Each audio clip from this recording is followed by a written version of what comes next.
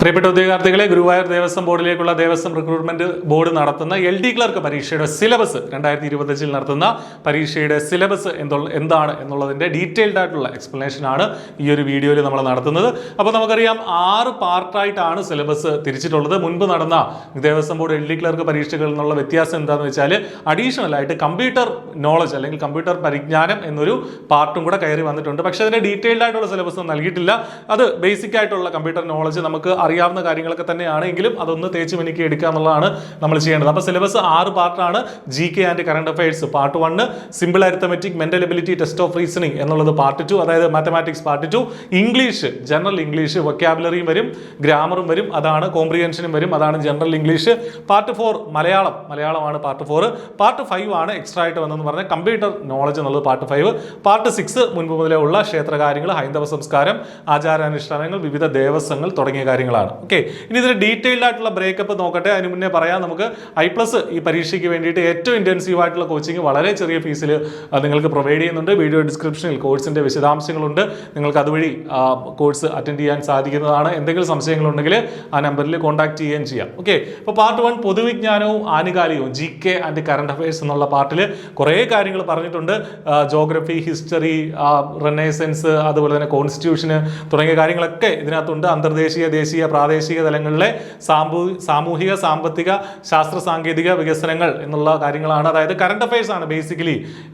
Kerala state current affairs, national, അതുപോലെ തന്നെ international current affairs നമ്മൾ നോക്കേണ്ടതായിട്ടുണ്ട്.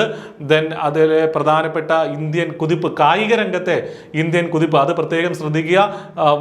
സ്പോർട്സിൽ ഇന്ത്യ നേടിയിട്ടുള്ള പ്രധാനപ്പെട്ട നേട്ടങ്ങൾ, റീസെന്റ് ആയിട്ട് നടന്നിട്ടുള്ള പ്രധാനപ്പെട്ട നേട്ടങ്ങളൊക്കെ നമ്മൾ മനസ്സിലാക്കേണ്ടതായിട്ടുണ്ട്.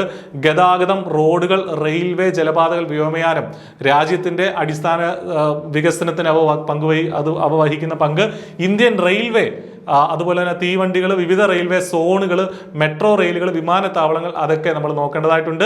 ദെൻ ദേശീയ, പ്രാദേശിക രംഗത്തെ പ്രമുഖ സാഹിത്യകാരന്മാർ, അവരുടെ രചനകൾ തുടങ്ങിയ കാര്യങ്ങൾ ഈ ഭാഗത്തു നിന്നുണ്ട്. സർക്കാർ സ്ഥാപനങ്ങൾ, ദെൻ ഇന്ത്യയിൽ നടപ്പാക്കിയ ജനാധിപത്യ അധികാര വികേന്ദ്രീകരണം എന്ന് വെച്ചാൽ ഗ്രാമപഞ്ചായത്ത്, ജില്ലാ പഞ്ചായത്ത്, ബ്ലോക്ക് പഞ്ചായത്ത് തുടങ്ങിയ കാര്യങ്ങൾ നമ്മളിവിടെ പഠിക്കേണ്ടതായിട്ടുണ്ട്, പ്രത്യേകിച്ചും കേരളത്തിലേത്. പിന്നെ മന്ത്രിസഭ, സംസ്ഥാന ഭരണവും ഭരണ സംവിധാനവും, മന്ത്രിസഭ, മന്ത്രിമാര്, അതുമായി ബന്ധപ്പെട്ട വകുപ്പുകൾ, ചീഫ് സെക്രട്ടറി, വിവിധ കൺവീഷനുകൾ, ബോർഡുകൾ, ജില്ലാ ഭരണം, കളക്ടർമാരുടെ ഉൾപ്പെടെയുള്ള കാര്യങ്ങൾ നമുക്കിവിടെ പഠിക്കാനായിട്ടുണ്ട്. ദെൻ സഹകരണ മേഖലയിൽ, കോപ്പറേറ്റീവ് മേഖലയിലുള്ള ഡെവലപ്മെന്റും നമ്മൾ പഠിക്കേണ്ടതായിട്ടുണ്ട്. പ്രത്യേകിച്ചും കേരളത്തിന്റെ അടിസ്ഥാനത്തിൽ സഹകരണ മേഖലയിൽ എന്തൊക്കെ കാര്യങ്ങളാണ്, കേരള ബാങ്ക് ഉൾപ്പെടെയുള്ള കാര്യങ്ങൾ നമുക്കിവിടെ പഠിക്കേണ്ടതായിട്ടുണ്ട്. ദെൻ ഇന്ത്യയിലെ, കേരളത്തിലെ സംരക്ഷിത പ്രദേശങ്ങൾ, ദേശീയോദ്യാനങ്ങൾ, വൈൽഡ് ലൈഫ് സാങ്ച്വറികളും നാഷണൽ പാർക്കുകളും ഒക്കെ ഈ ഭാഗത്ത് നമുക്ക് പഠിക്കാനായിട്ടുണ്ട്. ദെൻ കോൺസ്റ്റിറ്റ്യൂഷൻ ബേസിക് ആയിട്ടുള്ള കാര്യങ്ങളെല്ലാം ഇവിടെ നമുക്ക് പഠിക്കണം. ദെൻ യുണൈറ്റഡ് നേഷൻസിന്റെ കാര്യങ്ങൾ, വിവിധ രാജ്യാന്തര പ്രസ്ഥാനങ്ങൾ, അതുമായി ബന്ധപ്പെട്ട കാര്യങ്ങൾ, അന്താരാഷ്ട്ര കൂട്ടായ്മകൾ, ദെൻ സാമൂഹിക ഭദ്രതയും സാമൂഹിക സാമ്പത്തിക വികസനത്തിനായുള്ള നിയമങ്ങൾ, സോഷ്യൽ വെൽഫെയർ സ്കീംസ്, ബേസിക്കലി അത് നമുക്കിവിടെ പഠിക്കേണ്ടതായിട്ടുണ്ട്. അഴിമതി നിരോധന നിയമങ്ങൾ, അത് പ്രത്യേകം എടുത്ത് പറഞ്ഞിട്ടുണ്ട്. ലോക്പാൽ, CBI അങ്ങനെയുള്ള കാര്യങ്ങൾ, അവരുടെ ഇൻവെസ്റ്റിഗേഷൻ ബ്യൂറോകൾ, അതൊക്കെ നോക്കുക. ദെൻ ആഗോളതാപനം, ഓസോൺ പാളികളുടെ ശേഷണം തുടങ്ങിയ ഗ്രീൻ ഹൗസ് ഗ്യാസ്, അതൊക്കെ സയൻസുമായി റിലേറ്റ് ചെയ്തിട്ടുള്ള കുറച്ച് കാര്യങ്ങളോട് ഇതിനകത്ത് ഇൻക്ലൂഡഡ് ആണ്.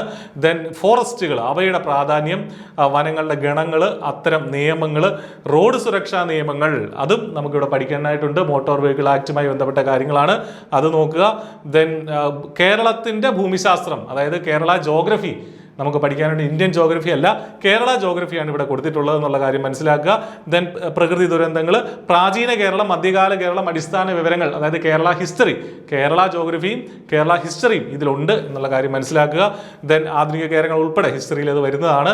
കേരളത്തിലെ വിദ്യാഭ്യാസ രംഗം, റിനേസൻസ്, സാമൂഹിക പരിഷ്കർത്താക്കളും പരിഷ്കരണ പ്രസ്ഥാനങ്ങളും, ഇത് ഒരുപാട് ഡീപ്പായിട്ടൊന്നും പഠിക്കാനില്ല, പക്ഷേ അത് നോക്കി പോവുക. പ്രധാനപ്പെട്ട ആളുകളെ നമ്മൾ അറിഞ്ഞിരിക്കണം.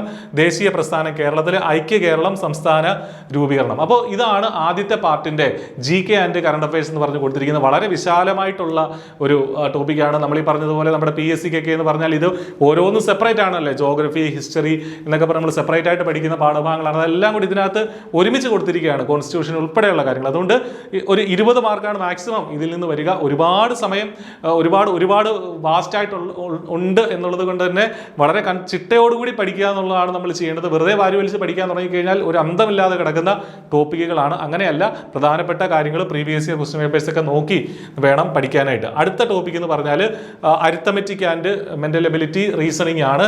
അതിനകത്ത് റേഷ്യോ ആൻഡ് പ്രപ്പോർഷൻ കൃത്യമായിട്ട് കുറേ കാര്യങ്ങൾ കൊടുത്തിട്ടുണ്ട്, അത് മാത്രം പഠിക്കുക.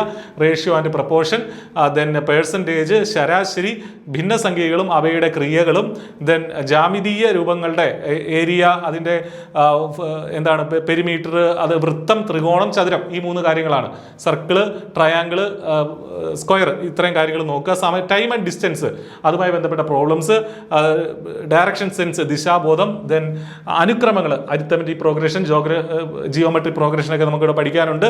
അപ്പോൾ ഇത്രയും കാര്യങ്ങളെ ഉള്ളൂ ഈ ലഘുഗണിത പാർട്ട് 2-ൽ ഇത്രയും കാര്യങ്ങളെ പഠിക്കാനുള്ളൂ. ഇതിൽ നിന്ന് ഫുൾ മാർക്ക് നമുക്ക് സ്കോർ ചെയ്യാനായിട്ട് സാധിക്കും. 20 ചോദ്യങ്ങളെങ്കിലും അല്ലെങ്കിൽ 15 ചോദ്യങ്ങളെങ്കിലും ഈ ഭാഗത്ത് നിന്ന് പ്രതീക്ഷിക്കാം. ഫുൾ മാർക്ക് സ്കോർ ചെയ്യാൻ പറ്റുന്ന ഒരു ഏരിയ തന്നെയാണെന്നുള്ള കാര്യം മനസ്സിലാക്കുക. ജനറൽ ഇംഗ്ലീഷിൽ കോംപ്രിഹെൻഷൻ ആണ് ആദ്യത്തെ പാർട്ട് എന്ന് പറയുന്നത്.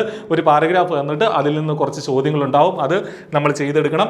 ദെൻ വൊക്കാബുലറി ആണ്. വൊക്കാബുലറിയിൽ സ്ഥിരം കാണുന്നത് പോലെ antonyms, synonyms, change of gender, words, confusing words, one word substitution, spelling test ഒക്കെ ഉണ്ട്. ദെൻ ഗ്രാമറും ഉണ്ട്. വൊക്കാബുലറി ഗ്രാമർ ഉണ്ട്. Tense, concord, transformation sentence, preposition എന്ന് പറഞ്ഞ് ഗ്രാമറിന്റെ കുറേ കാര്യങ്ങളും ഉണ്ട്.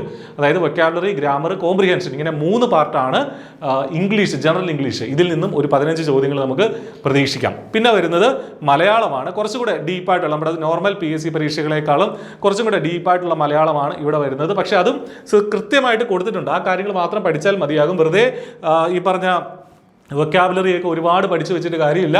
വാക്യത്തിൻ്റെ അന്വയം, അതുപോലെ ലിംഗം, പുരുഷൻ, വിഭക്തി, വചനം, കാലം, പ്രകാരം, അനുപ്രയോഗം, വിശേഷണം, വിശേഷണ പദങ്ങൾ, പദനിഷ്പാദനം തുടങ്ങിയ ശൈലി, ഇത്രയും കാര്യങ്ങളാണ് മലയാളത്തിൻ്റെ ഭാഗത്ത് നമുക്ക് പഠിക്കാനുള്ളത്. കുറച്ച് ഡീപ്പായിട്ടുള്ള ചോദ്യങ്ങളാണ്.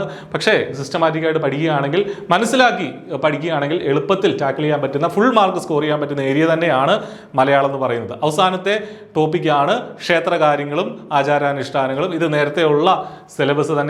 നമ്മൾ ഈ ദേവസ്വം ബോർഡ് പരീക്ഷകൾക്ക് വേണ്ടി മാത്രം പഠിക്കുന്ന ഒരു ടോപ്പിക്കാണിത്. കേരളത്തിൻ്റെ ചരിത്രവും സംസ്കാരവും പാരമ്പര്യവും വിളിച്ചു പോകുന്ന ക്ഷേത്രോത്സവങ്ങൾ, അവയിലെ പ്രധാനപ്പെട്ട ആഘോഷങ്ങൾ, അവയുടെ സാമൂഹിക പ്രസക്തി, കേരളത്തിലെ പ്രധാനപ്പെട്ട ക്ഷേത്രങ്ങൾ, അവയുടെ പ്രത്യേകതകൾ, പിന്നെ ക്ഷേത്ര മര്യാദകൾ, വാദ്യങ്ങൾ, ക്ഷേത്രവാദ്യങ്ങൾ എന്തൊക്കെയാണ്, കേരളീയ ക്ഷേത്ര വാസ്തുശൈലി എന്തൊക്കെയാണ്, അനുഷ്ഠാന കലകൾ ഏതൊക്കെയാണ്, വാദ്യകലകൾ ഏതൊക്കെയാണ്, കൂടാതെ ഹൈന്ദവ മതഗ്രന്ഥങ്ങൾ, അവയുടെ സൃഷ്ടാക്കൾ, അവയിലെ കഥാപാത്രങ്ങൾ, ഹൈന്ദവ ആചാര്യന്മാർ, തത്വചിന്തകർ, അവരുടെ ആധ്യാത്മിക രചനകൾ, പിന്നീട് വിവിധ ദേവസ്വം ബോർഡുകളും അവയുടെ ആവിർഭാവവും ദേവസ്വം റിക്രൂട്ട്മെന്റ് ബോർഡിനെ കുറിച്ചും ഈ ഒരു ഭാഗത്ത് പഠിക്കാനുണ്ട്. അങ്ങനെ ഇങ്ങനെ 6 പാർട്ടായിട്ടാണ് ഇവിടെ തന്നിട്ടുള്ളത്.